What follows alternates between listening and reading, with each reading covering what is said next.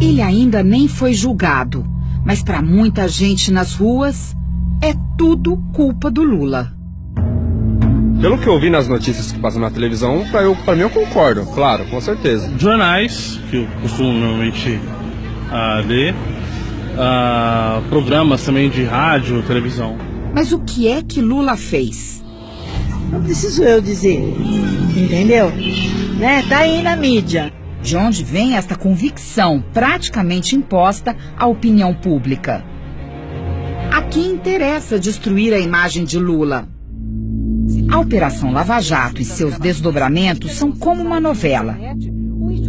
Todo dia, os meios de comunicação mostram um capítulo. O Jornal Nacional está começando.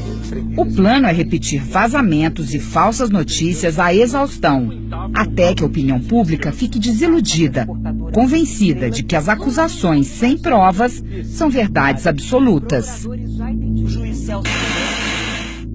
É como se fosse um ataque sem tempo de resposta e sem proteção. Uma guerra assimétrica, desproporcional, em que o Estado passa a perseguir um cidadão por razões políticas. Lula é vítima de lawfare, palavra em inglês que resume esta estratégia de guerra.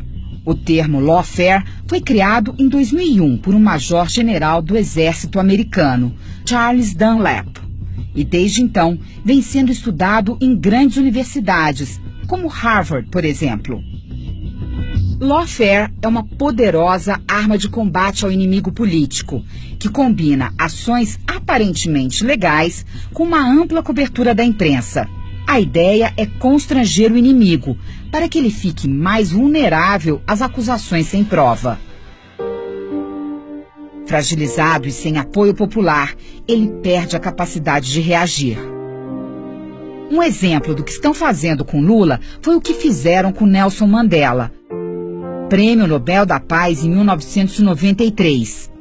Condenado pelo crime de traição em 1963, Mandela passou 27 anos na prisão.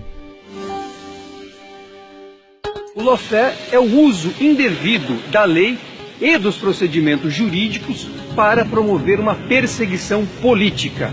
A pessoa acaba sendo alvo de diversas acusações, mas são acusações frívolas, ou seja, acusações sem nenhuma materialidade, sem nenhuma prova.